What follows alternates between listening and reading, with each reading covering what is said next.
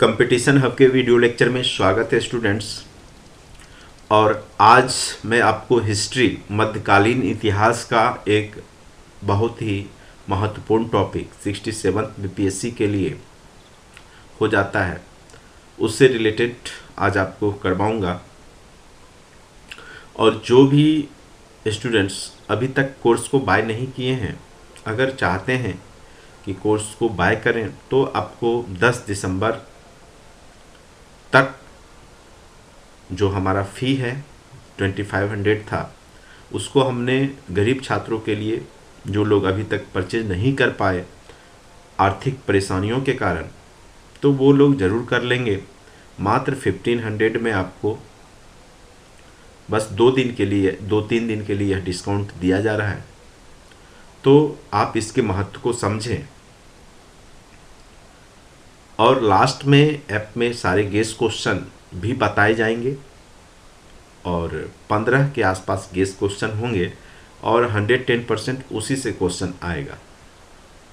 सबसे बड़ी बात होती है यहाँ पे आप भरोसा करें, बाकी आपकी इच्छा। चलिए, आज का जो टॉपिक है वो है मध्यकालीन इतिहास के एक बहुत अच्छे इतिहासकार हैं, जिनके माध्यम से जो उन्होंने बुक लिखा किताबुल हिंद, उसके माध्यम से मध्यकालीन इतिहास के बारे में, दिल्ली सल्तनत काल के बारे में और समकालीन भारतीय समाज के बारे में जो जानकारियाँ मिली, वो बहुत ही अति महत्वपूर्ण जानकारियाँ मिली। इसीलिए अल बरूनी जो इतिहासकार हैं, इनका महत्व मध्यकालीन इतिहास जानने में बहुत ही ज़्यादा हो जाता है।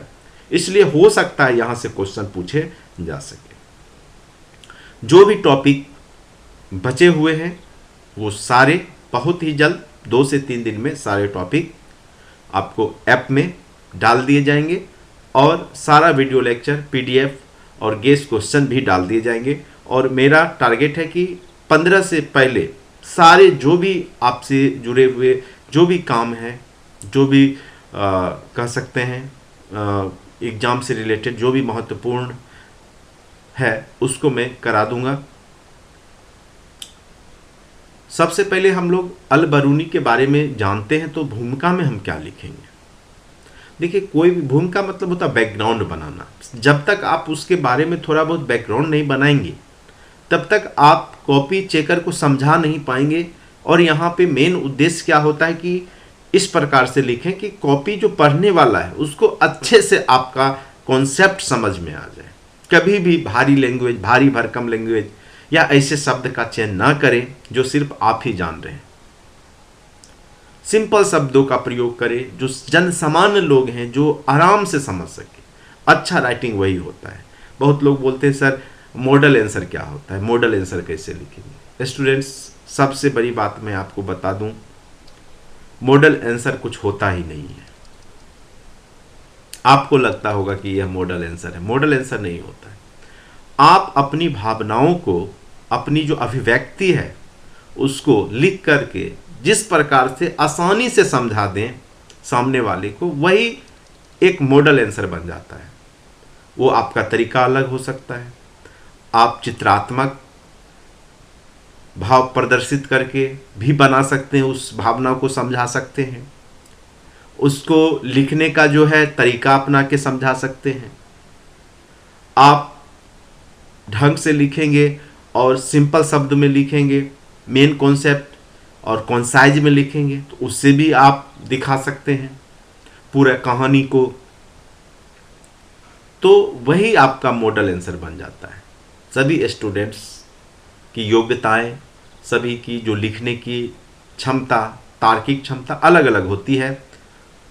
इसीलिए आप ज़्यादा मॉडल आंसर के चक्कर में ना पड़े।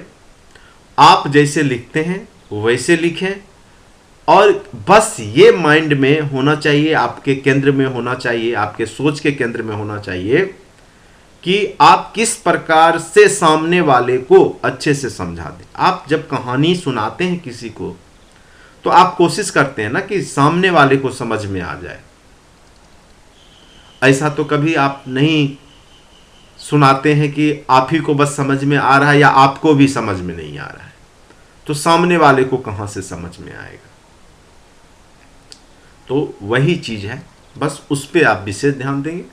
बाकी लिखना जारी रखेंगे, लिखें जितना आप लिख सकते हैं, खूब लिखें। मेंस लिखने का ही है, सिर्फ पढ़ने का नहीं, लिखने का है।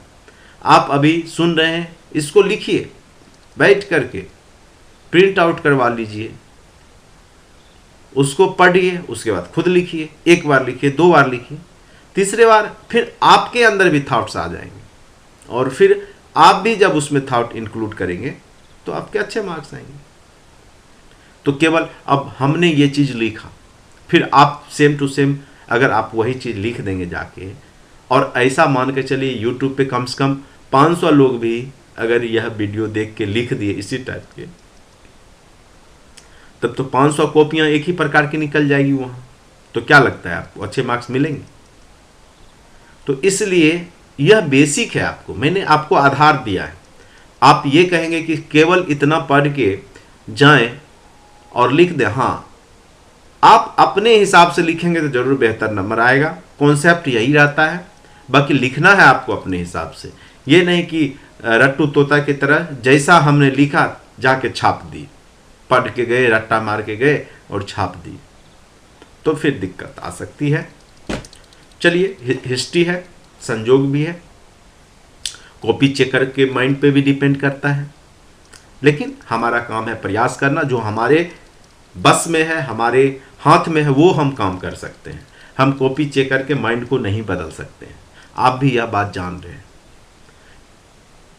एक ही परीक्षा के में कई कॉपी चेकर होंगे, किन्हीं की मानसिकता अच्छी होगी तो अच्छे मार्क्स देते हैं, बहुत लोग कम मार्क्स देते हैं, और परीक्षा एक ही हुआ है तो एग्ज़ाम में रिजल्ट वेरिएशन आ जाता है। अच्छे लोग भी कई बार गलत कॉपी चेकर के हाथ में चले जाने के बाद रिजल्ट से रुक जाता है। तो ये सब समस्याएं होती है, तो ये हमारे हाथ में नहीं है, क्योंकि मेंस जो है बिल्कुल आपके लक के साथ साथ आपकी मेहनत पे भी डिपेंड करता है। लक भी आपका अच्छा होना चाहिए कि कॉपी में जो आपने लिखा उसको कॉपी चेकर उस अंदाज में पढ़े और ढंग से पढ़े और आपको अच्छे नंबर दे। चलिए, आज का जो टॉपिक है वो स्टार्ट करते हैं, बातें बहुत हो गई। अल-बरूनी। अल-बरूनी का नाम आपने सुना ही होगा। अल-बरूनी मध्य एशिया के ख्वारिज्म का निवासी था। उसका जन्म आधुनिक उज्बेकिस्तान, आप पाकिस्तान अफगानिस्तान का नाम जानते ही हैं, तुर्कमेनिस्तान, रूस के बगल में ये पड़ता है, मध्य एशियाई देश है, में ख्वारिज्म के पास बेरू नामक स्थान पर 973 ईस्वी को हुआ था। वह कई भाषाओं का विद्वान था, ज्ञाता था, जैसे सीरियाई भाषा जानता था, फारसी जानता था, हिब्रू जानता था, और भारत आया था तो उसने संस्कृत भी सीख लिया था। तो यानी इन सब भाषाओं का जानकार था। और वह महमूद गजनी के साथ भारत आक्रमण के समय आया, और उसने भारत पर अरबी भाषा में 20 पुस्तकें लिखी। लेकिन इन सब पुस्तक में किताबुल हिंद, जो किताबुल हिंद जो बुक है, या तहकीके हिंद, वह सबसे महत्वपूर्ण है। इस लाइन को आप जरूर लिखेंगे। अब देखेंगे किताबुल हिंद का ही हमको खास करके यहाँ पे चर्चा करना है। किताबुल हिंद 80 अध्यायों का एक विशाल ग्रंथ है, जिसमें भारतीय धर्म, दर्शन, त्योहार, खगोल विद्या, रीति रिवाज, परंपराओं, सामाजिक और सांस्कृतिक जीवन, माप तौल की विधियां जो उस समकालीन स्थिति में चल रही थी, मूर्ति कला, कानून व्यवस्था, प्रांतों की जो सीमाएं थी, वो नदियां आदि की जानकारी उसने दिया है। यानी एक प्रकार से कह सकते हैं कि इस मध्यकालीन भारतीय इतिहास को जानने का सर्वोत्तम सोर्स उसने दे दिया। किसने? तो अल-बरूनी ने। अपनी पुस्तक किताबुल हिंद के 9वें अध्याय में अल-बरूनी ने जाति व्यवस्था पर विस्तार से चर्चा किया है। अब देखिए, हिंदू पुस्तकों के अनुसार उसने लिखा है कि ब्रह्मा के सिर से ब्राह्मण पैदा हुए, बाहु से क्षत्रिय, जंघा से वैश्य, पैर से शूद्र, यानी उसने वेदों का भी अध्ययन किया था। इसके साथ साथ उसने 8 जातियों का जिक्र किया। हो सकता है कि वह यहाँ के सामाजिक स्थितियों को उतने अच्छे से समझ नहीं पाया। जैसे पहला जाति बताया धुनिया, जो रुई का काम करता है, मोची चमड़े का काम करता था, मदारी जो घूम घूम करके तमाशा दिखाने का, टोकरी बीनने वाला एक जाति को बना दिया। इसने कर्म को ही जाति बनाया, जैसे ढाल, नाविक नाव चलाने वाला, मछली पकड़ने वाला, आखेट शिकार करने वाला, और चंडाल जो कि शूद्र हुआ करते थे, साफ सफाई या गंदगी को साफ करने का काम करते थे, और किसी वर्ण जाति में इनकी गणना नहीं किया है, नहीं होती है, ऐसा अल-बरूनी ने बताया है। तो जितना वह समझा भारतीय समाज को, जितना वह समझ सका, उतना उसने लिखा।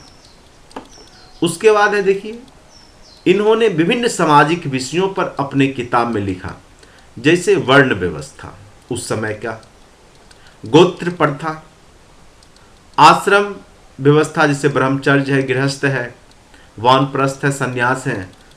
जैसे 100 वर्ष की आयु को 4 भागों में बांट करके, यानी व्यक्ति को 25 वर्ष तक अध्ययन शिक्षा अध्ययन में ब्रह्मचर्य पालन करना चाहिए। उसके बाद वैवाहिक जीवन जीते हुए गृहस्थ जीवन जीना चाहिए। उसके बाद वानप्रस्थ जीवन जीना चाहिए 25 साल, और लास्ट के 25 साल सन्यासी बन के जीवन जीना चाहिए, ऐसा लिखा गया। महिलाओं की स्थिति के बारे में उसने दयनीय बताया है। उसमें उसने सती प्रथा का जिक्र किया। जौहर प्रथा मतलब जो महिलाएं पति अगर युद्ध में वीरता पूर्वक लड़ते हुए मर गया है, तो शहीद हो गया है, तो उस समय आग में जिंदा जा करके कूद जाती थी, जौहर उसी को कहते हैं। उसके बाद बाल विवाह के बारे में इसने बताया है, किस प्रकार से कि कम उम्र में ही विवाह कर दिए जाते थे, और विधवाओं की दयनीय स्थिति के बारे में बताया है, किस प्रकार से समाज में उसको नकारा जा रहा था। वो कमोबेश स्थिति आज भी भारतीय समाज में है। अब आ जाइए खान पान वेशभूषा, ठीक है, वेशभूषा, खान पान वेशभूषा। अब देखिए, यहाँ पे भारतीय लोग मांसाहारी और शाकाहारी दोनों भोजन करते हैं। कपड़े में ऊनी रेशमी वस्त्र पहनते हैं। आभूषण महिला और पुरुष दोनों पहनते हैं। तो इस तरीका से वेशभूषा खान पान के बारे में लिखा। मनोरंजन के रूप में उसने बताया कि पर्व त्यौहार मनाते हैं ये लोग, संगीत गीत संगीत, पशु पक्षियों की लड़ाई के माध्यम से ये लोग मनोरंजन करते हैं। उसके बाद राजनीतिक जीवन, और वह समय ही आपको पता होगा सामंतों का काल था, यानी महमूद गजनी या मोहम्मद गोरी के आने से पहले और हर्षवर्धन के बाद का जो काल रहा, लगभग 700 से 1200 के बीच का, वो सामंतों का ही काल था। इसीलिए तो भारतीय इतिहास में इसे अंधकारमय युग कहा गया। तो अल-बरूनी ने जो राजनीतिक जीवन पे लिखा, उसमें सामंतों के वर्चस्व के बारे में लिखा। राजा भोग विलास में लिप्त रहते हैं, अहंकारी होते हैं, लेकिन सबसे बड़ी बात है उनके अंदर छल कपट नहीं है, ठीक है। तो ये सब राजनीतिक जीवन के बारे में अल-बरूनी ने किताबुल हिंद में लिखा। ये जो भी चर्चा हम कर रहे हैं वो किताबुल हिंद की है।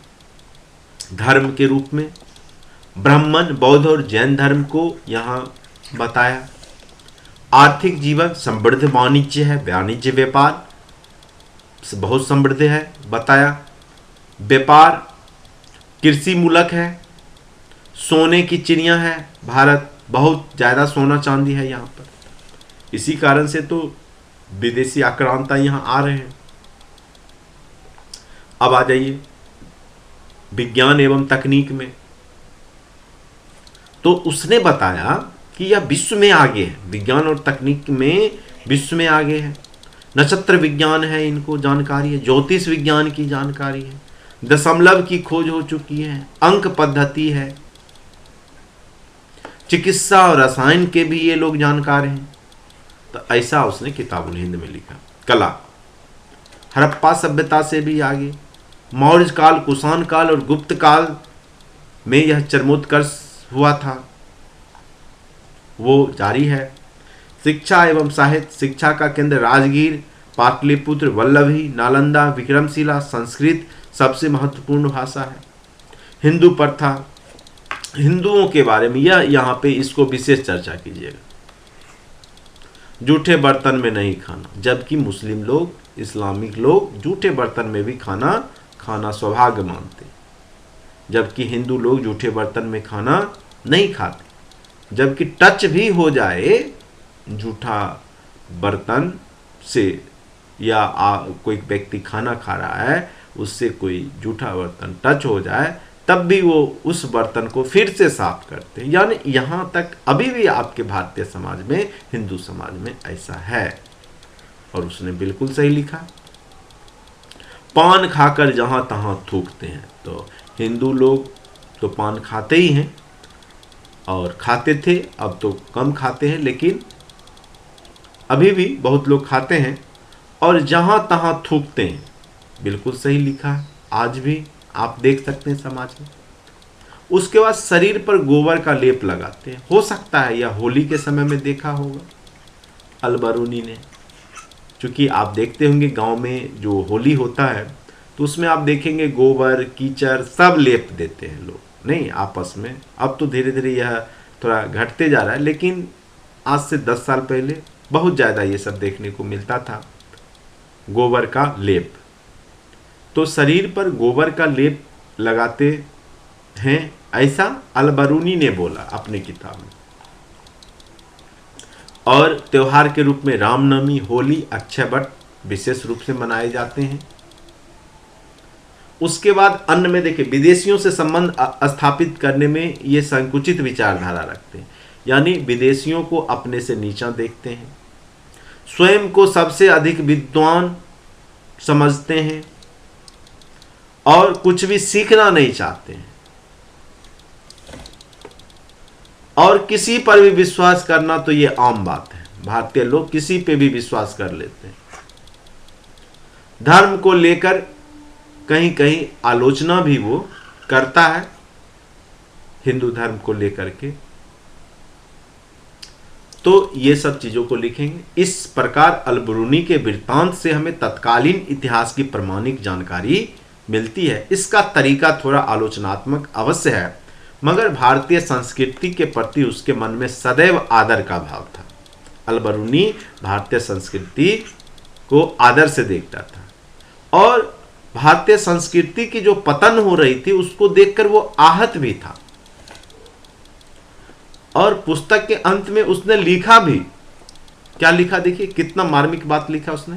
हम प्रार्थना करते हैं कि हमें हमारे प्रत्येक कथन के लिए जो सच्चा ना हो, उसको लगता है कि उसने बहुत ज्यादा आलोचना भी कर दिया है भारतीय संस्कृति का, इसीलिए वो लिखता है जो सच्चा ना हो क्षमा करें, जो चीज झूठ और व्यर्थ है उसके स्वरूप का परिज्ञान हमें प्राप्त हो, ताकि हम भूसी को गेहूं से अलग करने का के लिए उसे छान सके। यानी कहने का अर्थ है कि हमने जो अज्ञानतावश या जानकारी के अभाव में जो हमने लिख दिया, अगर वह सच्चा नहीं है तो हमें आप क्षमा करेंगे, ईश्वर से प्रार्थना करता है। और जो चीज झूठ और व्यर्थ है उसके स्वरूप का जो हमें जानकारी नहीं, वो हमें भी जानकारी हो जाए, ताकि हम जो है भूसी को, जो गंदगी है उसको गेहूं से अलग कर सके और छान सके।